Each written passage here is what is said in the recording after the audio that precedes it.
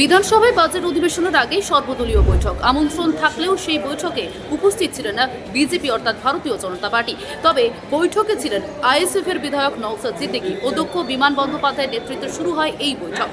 আগামী 10ই ফেব্রুয়ারি থেকে বিধানসভায় শুরু হবে বাজেট অধিবেশন। 12ই ফেব্রুয়ারি শুরু হবে রাজ্য বাজেট পেশ করবেন চন্দ্রিমা ভট্টাচার্য। বিধানসভা সূত্রে খবর, আগামী 19শে ফেব্রুয়ারি পর্যন্ত এই বাজেট অধিবেশন চলবে। এরপর ফের আবার অধিবেশন শুরু হবে 10ই মার্চ থেকে। তবে সেই অধিবেশন কতদিন চলবে তা এখনো পর্যন্ত জানা যায়নি। বাজেটের ক্ষেত্রে বিরোধীরা আবারও তো বয়কট করলে সর্বদল এবং বিজনেস অ্যাডভাইজারি। এবার ওরা বলছে যে বিভিন্ন দপ্তর অর্থাৎ স্বরাষ্ট্র, পুলিশ, স্বাস্থ্য সেগুলো গিলোটিনে চলে যায়, সেগুলো নিয়ে আলোচনা হয় না। ভাই যা বলার ওদের এখানে এসে বলা উচিত ছিল। বিরোধী দলের কোনো নেতা তারা আসবেন না আমাদের যে বিজনেস অ্যাডভাইজারি কমিটির মিটিংয়ে। ওদের যদি কোনো অ্যাডভাইস করার মতো কোনো বিষয়বস্তু থাকতো, বক্তব্য থাকতো, ওরা এখানে রাখতে পারতেন। সরকার চাইছেন কোন কোন ডিপার্টমেন্টের ডিসকাশন হবে সেটা সরকার বলবেন, কিন্তু ওদের যদি কোনো মতামত থাকতো আলাদাভাবে তারা আসতেন, তারা বলতেন, সেটা আমরা নিয়ে পর্যালোচনা করতাম। পরবর্তী ক্ষেত্রে আমরা বলতাম যে আমাদের এইগুলো চাইছেন। তবে গুরুত্বপূর্ণ ডিমান্ডের উপরে ডিসকাশন হবে এটুকু বলতে পারি। বিজনেস অ্যাডভাইজারি কমিটির দুটো মিটিং আমরা ডেকেছিলাম। অল পার্টি মিটিংয়ে আমাদের অনেক বিধায়করা এসেছেন যারা আমাদের সদস্য রয়েছে। শুধু বিরোধী দলের নওশাদ সিদ্দিকী ছাড়া কেউ উপস্থিত ছিলেন না। আমরা আলোচনা করেছি এবং আমরা বলেছি যেন এই অধিবেশনটা সুষ্ঠুভাবে হতে পারে। অনেক গুরুত্বপূর্ণ অধিবেশন, বাজেট অধিবেশন। বাজেট হবে সেই দিন আমাদের বিধানসভাতে হবে 12 তারিখে, এবং সেই সঙ্গে সঙ্গে অন্যান্য অনেক আনুষঙ্গিক বিষয় রয়েছে যেসব নিয়ে আলোচনা হবে। বিরোধীরা তাদের কথা বলতে পারবেন, সরকার পক্ষে যারা রয়েছেন তারা তাদের মতো করে অধিবেশন করবেন বিধানসভাতে। এবং আমাদের 10/2/2025 তারিখে সোমবার দিন 2টোর সময় রাজ্যপালের ভাষণ দিয়ে বিধানসভা শুরু হবে। এটা হবে আর্টিকেল 175-এর প্রভিশনস অনুযায়ী। এটা উনি আসবেন এখানে, এবং রাজ্যপালকে আমরা চিঠি দিয়ে জানিয়েছি। রাজ্যপাল মহোদয়ের সঙ্গে কথা হয়েছে আমার ব্যক্তিগতভাবে, এবং উনি আসবেন বলে সম্মতি দিয়েছেন। আর তারপরে ওই দিনই 3:30-র সময় motion of thanks in reply to governors address. এটা একটা প্রথাগতভাবে একটা মোশন অফ থ্যাঙ্কস আনতে হয়। মোশনটা যদি আমার এটা গৃহীত হলে রাজ্যপালকে আমরা জানিয়ে দিই চিঠি দিয়ে আলোচনার পরে। 11/2/2025-এ অবিচুয়ারি রেফারেন্স। আপনারা জানেন ভারতের প্রধানমন্ত্রী, প্রাক্তন প্রধানমন্ত্রী মনমোহন সিং তিনি মারা গেছেন আমাদের এই অধিবেশনটা শুরুর আগেই। সেই জন্য তার জন্য একটা আমরা রেফারেন্স করার জন্য চিন্তা ভাবনা করছি। যেহেতু একটা বড় মাপের নেতৃত্ব ছিলেন উনি, এবং ভারতবর্ষকে নেতৃত্ব দিয়েছেন, এবং তার যে কর্মপদ্ধতি সেটা আমরা সবাই অবহিত তার সম্বন্ধে। সেই জন্য আমরা চাই একটা কন্ডোলেন্স রেফারেন্স রেজলিউশন হলে পরে ঠিক ওনাকে মর্যাদা দেওয়া হবে। এটা গেল। 12 তারিখে বিকেল 4টের সময় presentation of annual financial statement of the government of West Bengal for the year 2025-2026, যাকে আমরা বাজেট বলি, সেটা হবে বিকেল 4টের সময়। এবং সেই দিনই presentation of supplementary estimates of the government of West Bengal for the year 2024-2025, ওই দিনে ওর সঙ্গেই হবে, মানে বাজেট পরিবেশন হওয়ার পরে। 13 তারিখে বৃহস্পতিবার এবং 17 তারিখে 14, 15, 16 ছুটি। 17 তারিখে ডিসকাশন অন গভর্নরস অ্যাড্রেস। মোট 7 ঘন্টা আমরা ডিসকাশনের জন্য সময় রেখেছি 13 তারিখে এবং 17 তারিখে। 13 তারিখে আমাদের কোনো কোয়েশ্চেন হবে না, এবং কিন্তু অন্যান্য মেনশন, কলিং অ্যাটেনশন এগুলো হবে। আর ওই দিন 4 ঘন্টা আলোচনা হবে। 17 তারিখেও আমাদের সোমবার দিন ওই গভর্নরস অ্যাড্রেসের ওপর 3 ঘন্টা আলোচনা হবে। সকালবেলা আমাদের প্রশ্নোত্তর পর্বও হবে।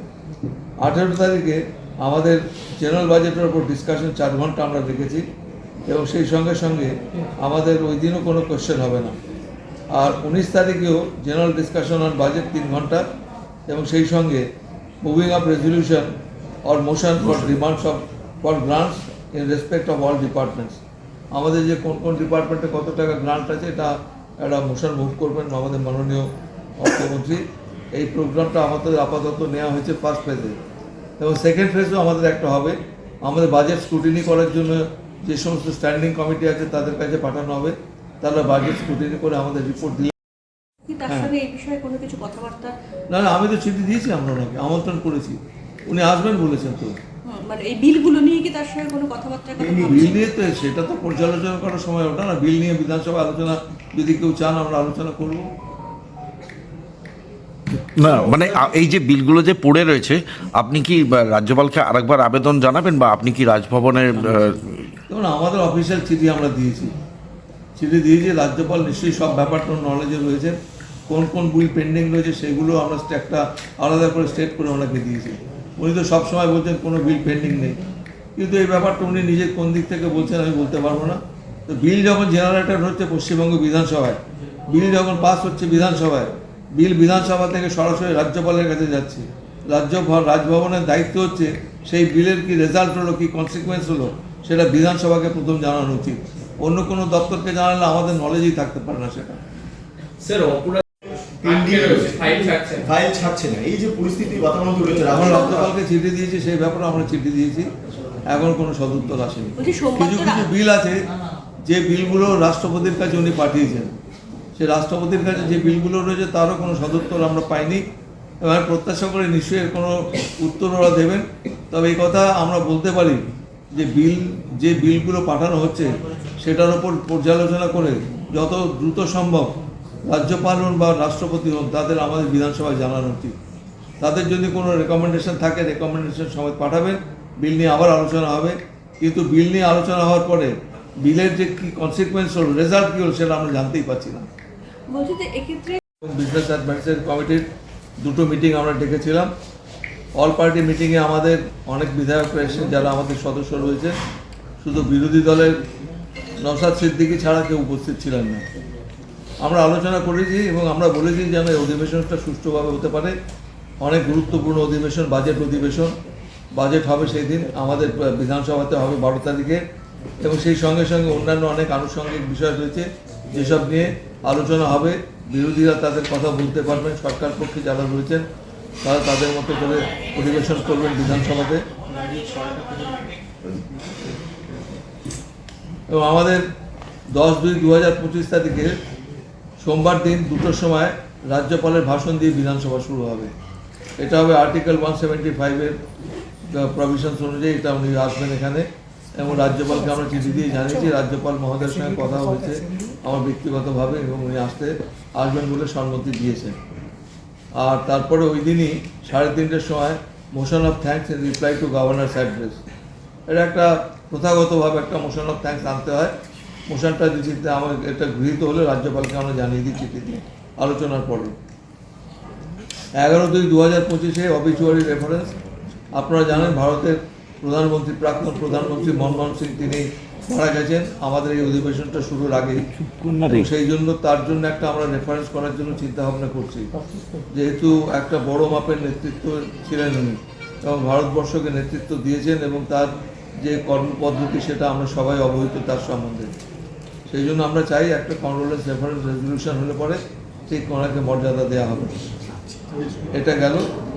12 তারিখে বিকেল 4টের সময় presentation of annual financial statement of the government of West Bengal for the year 2025-2026, যাকে আমরা বাজেট বলি, সেটা হবে বিকেল 4টের সময়। এবং সেই দিনই presentation of supplementary estimates of the government of West Bengal for the year 2024-2025, ওই দিনে ওর সঙ্গেই হবে, মানে বাজেট পরিবেশন হওয়ার পরে। 13 তারিখে বৃহস্পতিবার এবং 17 তারিখে 14, 15, 16 ছুটি। 17 তারিখে ডিসকাশন অন গভর্নরস অ্যাড্রেস। মোট 7 ঘন্টা আমরা ডিসকাশনের জন্য সময় রেখেছি 13 তারিখে এবং 17 তারিখে। 13 তারিখে আমাদের কোনো কোয়েশ্চেন হবে না, এবং কিন্তু অন্যান্য মেনশন, কলিং অ্যাটেনশন এগুলো হবে। আর ওই দিন 4 ঘন্টা আলোচনা হবে। 17 তারিখেও আমাদের সোমবার দিন ওই গভর্নরস অ্যাড্রেসের ওপর 3 ঘন্টা আলোচনা হবে। সকালবেলা আমাদের প্রশ্নোত্তর পর্ব হবে। 18 তারিখে আমাদের জেনারেল বাজেটের ওপর ডিসকাশন 4 ঘন্টা আমরা রেখেছি, এবং সেই সঙ্গে সঙ্গে আমাদের ওই দিনও কোনো কোয়েশ্চেন হবে না। আর 19 তারিখেও জেনারেল ডিসকাশন অন বাজেট 3 ঘন্টা, এবং সেই সঙ্গে moving up resolution or motion for demands for grants in respect of all departments. আমাদের যে কোন কোন ডিপার্টমেন্টে কত টাকা গ্রান্ট আছে এটা একটা মোশন মুভ করবেন আমাদের মাননীয় অর্থমন্ত্রী। এই প্রোগ্রামটা আমাদের আপাতত নেওয়া হয়েছে ফার্স্ট ফেজে, এবং সেকেন্ড ফেজও আমাদের একটা হবে আমাদের বাজেট স্ক্রুটিনি করার জন্য যে সমস্ত স্ট্যান্ডিং কমিটি আছে তাদের কাছে পাঠানো হবে, তারা বাজেট স্ক্রুটিনি করে আমাদের রিপোর্ট দিলে উচিত ছিল। আমার রাজ্যপাল জানেন তিনি কী করেছেন এই বিলটা নিয়ে, আমি বলতে পারবো না। স্যার, আমাদের বিল পাস করানো দরকার ছিল, বিলটা পাস করে পাস করার পরে পরে আমাদের এখানে বিল পাস হওয়ার সঙ্গে সঙ্গে 2-3 দিনের মধ্যে 4 কপি বিল আমরা রাজভবনে পাঠিয়ে দিই। শুধু তাই নয়, ওরা ট্রান্সলেটেড কপি চান ইংলিশে ট্রান্সলেশন করে, সেটাও আমরা ট্রান্সলেট করে ওনার কাছে পাঠিয়ে দেওয়া হয়। তারপরে উনি সেটা দেখে পর্যালোচনা করে ওনার যদি কোনো রেকমেন্ডেশন থাকে রেকমেন্ডেড সহ বিলটাকে ফেরত পাঠাতে পারেন। যদি পাঠান প্রসিডিউর হলো, তাহলে সেটা নিয়ে আবার বিধানসভায় আলোচনা হবে। সেকেন্ড টাইম যদি বিধানসভার সদস্যরা এই বিলটা পাস করেন তাহলে ওনাকে সম্মতি দিতেই হবে, সেখানে ওনার কোনো অপশান থাকে না। কিন্তু এই ক্ষেত্রে আমরা দেখতে পাচ্ছি আমাদের একটা বিল সম্বন্ধে রেকমেন্ডেশন এসেছিল, সেটা নিয়ে আলোচনা হওয়ার পরে সেই বিলটা আমরা পাঠিয়েছিলাম, কিন্তু এখনো পর্যন্ত আমাদের মাননীয় রাজ্যপাল যিনি রয়েছেন তার কাছ থেকে এরকম কোনো রেকমেন্ডেশন সহ কোনো বিল ফেরত আসেনি আমাদের।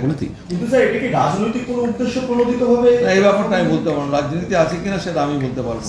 স্যার আপনি বললেন একটা বিল রাজভবন থেকে এসেছিল রেকমেন্ডেশন সহ, সে অনেক আগে, লং ব্যাক, নট না। স্যার, বিধানসভার এই অধিবেশন যাতে শান্তিপূর্ণভাবে চলে সেই জন্য সব পক্ষের জন্য নির্দিষ্ট কোনো সবার কাছে আমি আপনাদের মাধ্যমে আবেদন করছি, এটা অত্যন্ত গুরুত্বপূর্ণ অধিবেশন। এই গুরুত্বপূর্ণ অধিবেশন আপনারা জানেন বিজিবিএস হয়ে গেছে গতকাল, সেই বিজিবিএস এর সংবাদ আমরা সংবাদপত্রের মাধ্যমেও দেখেছি। তো এর প্রেক্ষাপটে আমাদের যে বাজেট অধিবেশন অত্যন্ত গুরুত্বপূর্ণ অধিবেশন।